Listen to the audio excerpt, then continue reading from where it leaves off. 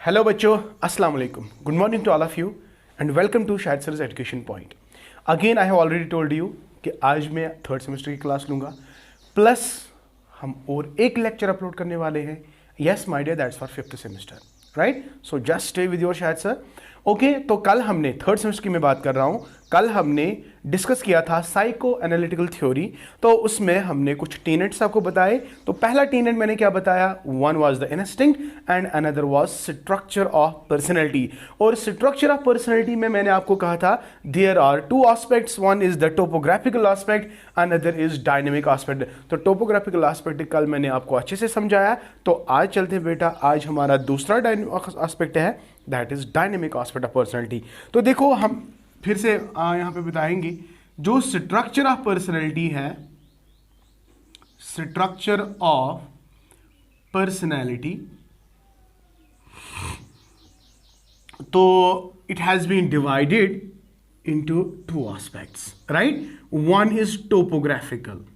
Topographical ये कल का ही टॉपिक है, लेकिन let me this recapitulate this what we have read so far. Topographical and another is my dear dynamic. Topographical में हमने आपको बताया था conscious, pre conscious and unconscious. Conscious part of the mind, pre conscious part of the mind and unconscious part of the mind. Or my dear, when you talk about the psychoanalysis, so it is here unconscious part of the personality that is very much important as compared to pre-conscious and conscious. ये जो pre-conscious है, it is also called as foreconscious. It is also called as subconscious part of the mind, right? तो topographical aspect को relate किया गया था किसके साथ? कमेंट सेक्शन में जरूर बताएगा किस किस को याद है। मैंने कल कहा था सिगमंड फ्राइड ने स्ट्रक्चर ऑफ पर्सनैलिटी को, टोपोग्राफिकल एस्पेक्ट ऑफ पर्सनैलिटी को एक एनालॉजी बताई थी। तो किसके साथ इसको रिलेट किया गया और different parts of the mind को समझाया गया? तो कमेंट सेक्शन में बेटा जरूर बताइएगा, ठीक है? तो दिस वाज टोपोग्राफिकल एस्पेक्ट। तो आज चलते हैं बेटा, आज हमारा जो नेक्स्ट टॉपिक है that is dynamic aspect of personality, वो हम आपको आज समझाएंगे, ठीक? That's very important.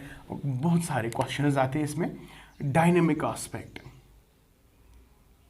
Dynamic aspect of personality को अगर हम देखेंगे, it has been again divided into three types. इंसान के अंदर तीन नफ्स होते हैं बेटा, नफ्स आमारा, नफ्स लवामा एंड नफ्स मुतमईना। नफ्स आमारा अरमानी अरमान च इंसान सासन, नफ्स लवामा तिम अरमान यम जन जेन्युइन आसन, नफ्स मुतमईना यमिस सत्य असल पट मुतमईन आसक, यानी you are fully satisfied. Are you getting my point? इंसान गलतियां करता है, गलती करने के बाद वो पछताता है, तो वो रिग्रेट्स कि मैंने गलती की, फिर वो रिपेंट करता है एंड तब जाके आपको एक स्टेट मिल जाता है सेटिस्फैक्शन। इंसान जब गलती करता है, गलती करने के बाद इसको एहसास हो जाता है कि मैंने ये ठीक नहीं किया, फिर आफ्टर दैट तीसरा स्टेज आ जाता है जब वो गलती करने के बाद उसको लगता है कि भाई अल्लाह पाक ने शायद मुझे माफ़ किया होगा, तो वो सेटिस्फाइड होता है। तो इंसान के अंदर बेसिकली तीन चीज़ें होती है। वो चीज़ जो आपको गलत करवाती है, दैट्स योर वन एस्पेक्ट। वो चीज़ जो आपको गलत करने से रोकता है, दूसरा। वो चीज़ जो आपको अच्छा करता है, अच्छा करने के बाद आपका जो स्टेट होता है वो ट्रैंक्विलिटी होती है, वो स्टेटस ऑफ जॉय होता है, स्टेटस ऑफ सेटिस्फैक्शन होता है। तो ये तीन एस्पेक्ट्स है, this is called what? Dynamic aspect. तो यहाँ पे आप लोगों ने मतलब हम 1000 बार सुना होगा और याद भी है कि कौन कौन सा है। तो let me tell you, dynamic aspect है, it is id, second is ego, third is super ego, ठीक है बेटा? तो these are my dear three personality aspects that are very important, that are very important. Sigmund Freud कहता है कि इंसान की पर्सनैलिटी तब पर्सनैलिटी है जब ये आपस में इंटर रिलेटेड है, There is an integration, there is a very good integration between id, ego and super ego. यहां देखो ये central figure, that's ego. Ego जो है it is the executive portion of the personality, क्योंकि सारा काम इसको करना होता है. ईद की डिमांड्स को फुलफिल करना, सुपर ईगो की डिमांड्स को फुलफिल करना, सबसे ज्यादा जो प्रेशर होता है वो ईगो को होता है. तो अगर आपका ईगो सही है ना, आप अपने ईद को भी कंट्रोल कर सकते हो और आप अपने सुपर ईगो को भी कंट्रोल कर सकते हैं, यानी आप ये दोनों चीज़ों को कंट्रोल कर सकते हैं. So that's why ego is very important. और ईगो अपने आप को हमेशा प्रोटेक्टिव में करता है, और बाद में हम आपको बताएंगे कि कौन कौन से ऐसे डिफेंस मैकेनिज्म्स है जिससे हमारा ईगो बच सकता है. ठीक है ना बेटा. तो चलते हैं बेटा, जल्दी से कुछ इंपॉर्टेंट कैरेक्टरिस्टिक्स हम आपको बताएंगे कि डायनेमिक एस्पेक्ट में आपको 3 चीज़ें हैं, ईद, ईगो, सुपर ईगो. देखो, इंसान के अंदर हैवान भी होता है, ईद. इंसान के अंदर इंसान भी होता है, दैट इज ईगो. इंसान के अंदर भगवान और अल्लाह भी होता है, that is what super ego. So it is animal in man, it is man in man, it is God in man. I hope it is clear to you. Id जो है ना, ईद को क्या है मैं आपको एक्सप्लेन करूंगा. ईद कोई law, Eid don't obey the law, he is immoral. इसको खाली सेटिस्फैक्शन होना चाहिए, मिलना चाहिए. ईद को खाली सेटिस्फैक्शन मिलना चाहिए. I will give the simple example. बच्चा जब जिद करता है ना, बच्चा अपने बाप को कहता है वो मुझे चीज़ चाहिए तो चाहिए. बाप अगर उसको कहेगा मेरे पास पैसे नहीं है, वो नहीं समझेगा कि भाई पैसे क्या है, व्हाट मुझे चाहिए तो चाहिए. अगर नहीं तो I am going to destroy you. I demand, I desire, I deserve, otherwise I will destroy. I आप आई और डी को अलग अलग मीनिंग दिखा ना. देखो, ईद आई डिमांड.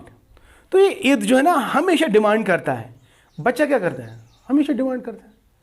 वो डिमांड चाहे जेन्युइन है, नॉट जेन्युइन है, बच्चे को कुछ पता है? नो, अनकॉन्शियस है. बच्चा नहीं जानता है, बच्चा नहीं जानता है माय डियर. तो ईद जो है it is the dominant infant inside the person. So इंसान को गलत करवाता है.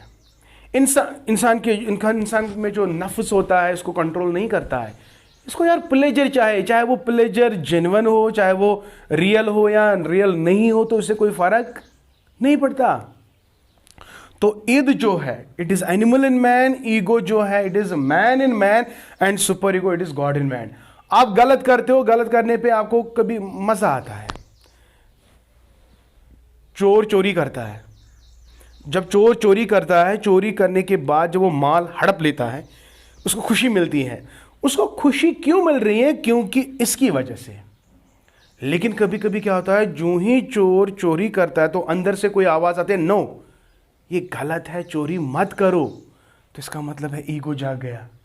अगर और एक आ गया कि भाई अगर चोर चोरी करता है, चोरी करोगे भाई लोग क्या कहेंगे और अल्लाह पाक भी आपसे राजी नहीं होगा, तो आपके अंदर और एक चीज आ गई, दैट इज सुपर ईगो.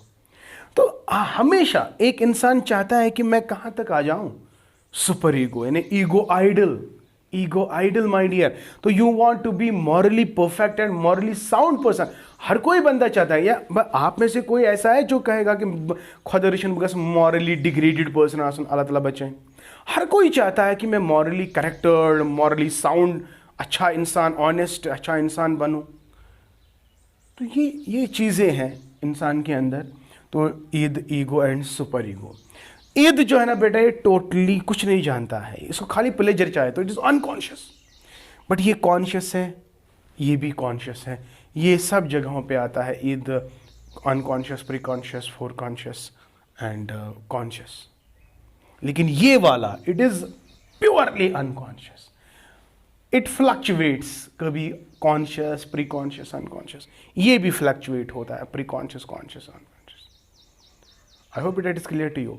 तो let us write some important points over here, तो जिससे आपको और ज़्यादा क्लियर हो जाएगा, क्योंकि ये क्वेश्चन चांसेस आर देयर बेटा कि ये क्वेश्चन आ सकता है. तो चलिए देखते हैं what are the important characteristics of id, ego, super ego. लेकिन कमेंट सेक्शन में ज़रूर बताइएगा कि क्या वाकई आपको अब समझ आया कि नहीं आया. प्लीज़ कमेंट सेक्शन में अपना कमेंट ज़रूर देगा. ठीक है, तो चलते बेटा देखते हैं what are the important characteristics.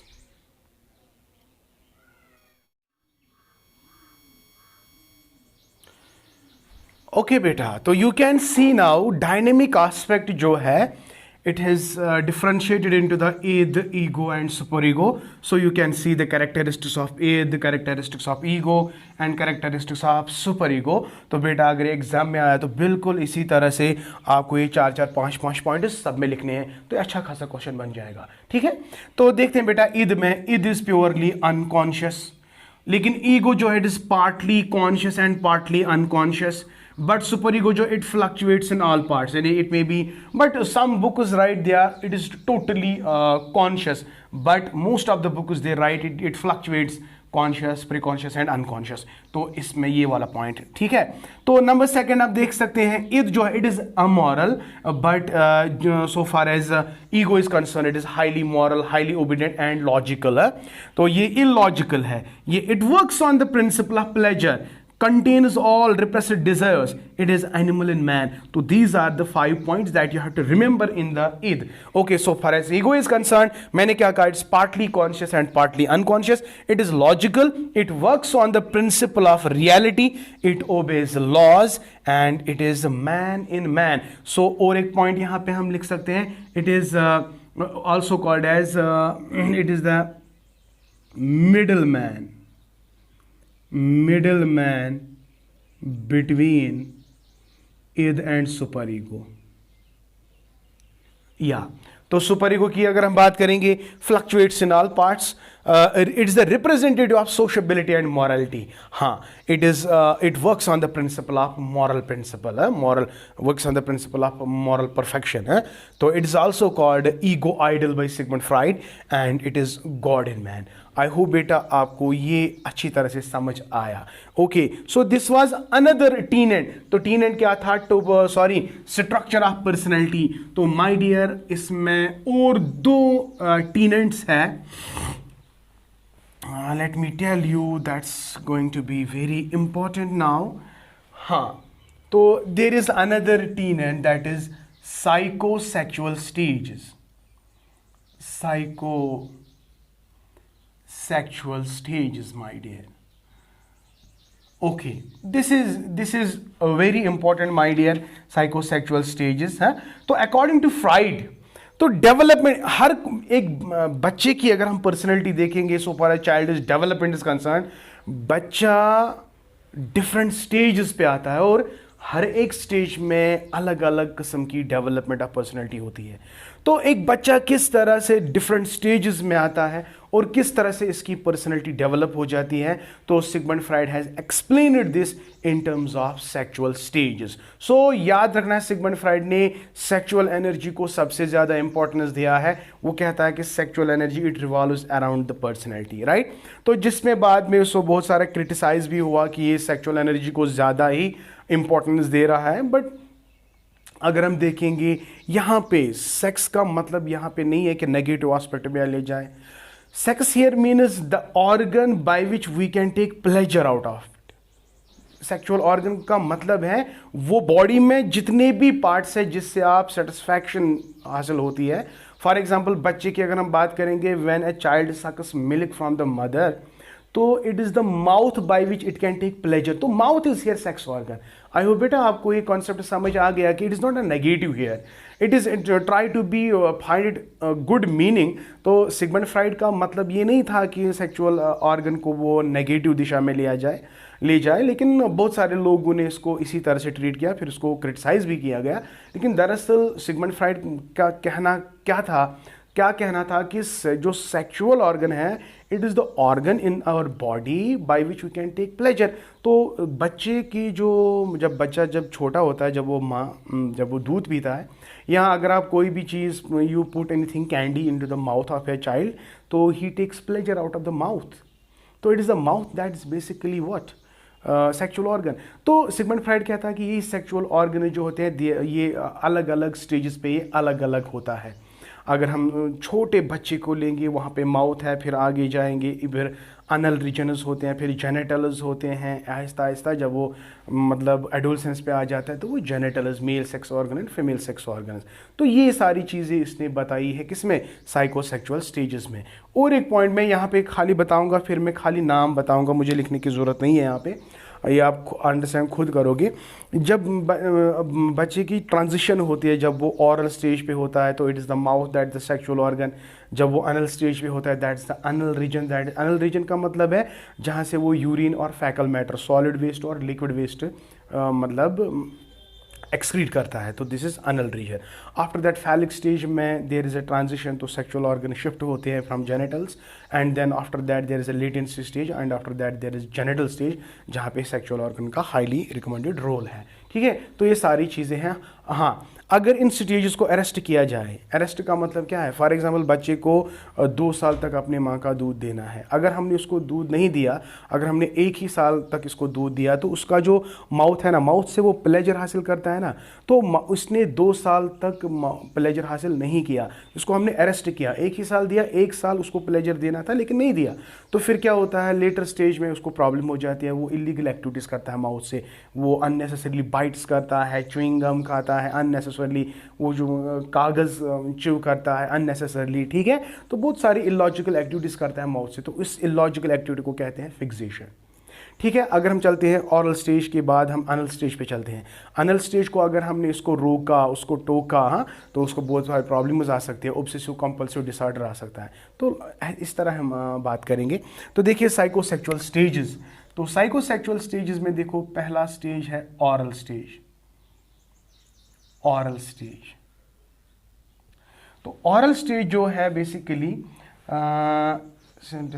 ऑरल stage, तो ये 0 to 2 ईयर्स तक होता है, 0 to 2 years, 0 to 2 years. At this stage infant seeks pleasure of sucking milk from the mouth. तो यहाँ पे आप देख सकते हैं it is the mouth that is the pleasure seeking organ, mouth is the pleasure seeking organ. Number second is anal region, यानी anal stage. अनल stage में बेटा देखो, इसमें हम अच्छी तरह से आपको एग्जांपल दे सकते हैं। अनल स्टेज में हम ज़्यादातर बच्चे को टॉयलेट ट्रेनिंग्स देते हैं। जब बच्चा यूरिनेशन करता है तो ही एन्जॉयज़ वाइल यूरिनेटिंग, ही एन्जॉयज़ वाइल डिफिसेटिंग। डिफिसेटिंग का मतलब है सॉलिड वेस्ट, राइट। तो जब वो सॉलिड वेस्ट करता है या लिक्विड वेस्ट करता है, इसको मज़ा आता है, ठीक है। तो कुछ माएँ ऐसी होती है वो बच्चे को इसी तरह इसी हालत में छोड़ देते हैं, तो कभी कभी वो जो यूरिन है या सॉलिड वेस्ट है वो खा भी लेते हैं बच्चे, बिकॉज क्योंकि माँ is a careless person there. लेकिन हाँ, कुछ माएँ ऐसी होती है अभी बच्चे ने यूरिनेशन ही नहीं किया हो, आधा ही किया होता है, तो वो उसको ले जाती है बाथरूम में वॉश करने के लिए। इतना वॉश कर रही है, इतना वॉश कर रहे हैं कि वो उसकी ना, फिर यही बच्चा जब बड़ा होता है ना, वो माँ जिसने इसको कुछ केयर नहीं किया, ऐसे ही छोड़ दिया केयरलेस, उसमें कभी सफाई का ख्याल नहीं रहेगा, ऑर्डरलेस हो जाएगा वो। हाँ, ठीक है। अगर वो बाथरूम में जाएगा ना, तो वो 1 घंटे से ज़्यादा नहीं देगा, वो यूं 1 मिनट में जल्दी वापस आएगा, क्योंकि उसको केयर मतलब ये जो ना मतलब सफाई का वो उसमें वो ट्रीट डेवलप ही नहीं होगा। हाँ, वो माँ जो फ्रिक्वेंटली बच्चे को वॉश करती है, वो जब बच्चा कल बड़ा होगा ना, तो वो इतना ज़्यादा टाइम लगेगा ना बाथरूम में, 1 घंटा 2 घंटा, वो एक ही एक्टिविटी रिपीट करेगा, तो दैट्स ऑब्सेसिव कंपल्सिव डिसऑर्डर इसमें डेवलप होगा। तो ये स्टेज होता है, किस स्टेज में कहाँ से कहाँ तक हमें इसको अच्छी तरह से मतलब क्या करना है, डेवलप करना है, ताकि ये आगे जाके भी इसी तरह डेवलप हो जाए। तो बच्चे की जो ये ग्रोइंग पीरियड होते हैं ना, 6 साल तक या 7 साल तक, यहाँ पे हमें बहुत ज़्यादा केयर करना होता है बच्चे को, कि अगर कुछ ऐसा अनटूवर्ड हो गया तो लेटर स्टेज में इसकी प्रॉब्लम्स आ जाती है। तो लेटर स्टेज में प्रॉब्लम डेवलप होना, सिगमंड फ्रॉइड ने इसी को तो कहा क्या, फिक्सेशन है, ठीक है। अनल स्टेज में आप देख सकते हैं बेटा, it is 2 to 3 years, 2 to 3 years. तो it is the anal region, यानी अनस जो मतलब सेटिस्फैक्शन ऑर्गन होता है वहाँ पे। तीसरा जो है फैलिक स्टेज। फैलिक स्टेज में देखो, ये वाला कोई मिथ है। फैलिक स्टेज में 3 से लेकर 5 साल तक, अगर हम देखेंगे बच्चा जब 3 से 5 साल तक होगा ना, तो यहाँ पे क्या होगा, बायोलॉजिकली वो तो मैच्योर नहीं होगा, लेकिन सिगमंड फ्राइड कहता है यहाँ पे 2 चीज़ें हो सकती है। जो मेल चाइल्ड है, मेल चाइल्ड, इसको अफेक्शन होती है मदर से, तो it is called as Oedipus complex. या फीमेल चाइल्ड जो है, फीमेल चाइल्ड, इसको अफेक्शन होती है फादर से, तो it is called Electra complex. Electra complex, देखो एक मिथ है जिसमें ये कहा गया कि ऑडिपस वाज ए किंग जिसने अपने फादर को किल किया और फिर मदर के साथ मैरी की and raised the family. It's a myth, it's a mythology. But यहाँ पे कहने का मतलब है, yes my dear, at the age of 3 to 5 there is affection, there is affection, right. तो यहाँ पे मेल चाइल्ड को अफेक्शन होती है मदर के साथ और फीमेल। तो Electra was a king, Electra was a girl, तो who killed her father, who killed her mother and married her father and raised the family, right. तो ये दो चीज़ें आ सकती हैं, इसीलिए बच्चे को सुपर ईगो या ईगो को कॉन्सेप्ट डेवलप करना होता है। फैलिक स्टेज में उसको पता होनी चाहिए what is my relation with my sister. या अभी हम बहुत सारे सोसाइटीज़ में देखते हैं बेटा, वेस्टर्न सोसाइटीज़ में देखते हैं there is an illegal relationships between the son and the mother. May Allah protect us, may Allah protect us. So there exists, वहाँ की तो बात अलग है। तो हमारे कश्मीर में भी बहुत सारे ऐसे एपिसोड हुए। May Allah protect us, okay. तो this is what we called as phallic stage. इसके बाद fourth one is that is latency stage. ये लेटेंसी स्टेज जो है, it is latent, latent means hidden. तो यहाँ पे सेक्सुअल एनर्जी जो होती है वो हिडन होती है। यहाँ पे बच्चा कोई सेक्सुअल एक्टिविटीज़ नहीं दिखाता है। तो and it ranges from 6 to 12 years. तो कल जाके एंट्रेंस में भी ये क्वेश्चन आ सकता है कि वो ऐसा कौन सा स्टेज है जहाँ पे सेक्सुअल एनर्जी डोमिनेंट होती है, dormant, dormant, not dominant, dormant, latent, hidden होती है। तो वो होती है बेटा लेटेंट स्टेज में। And fifth one is that is most dangerous, जहाँ पे हिटीरियोसेक्सुअलिटी आ सकती है।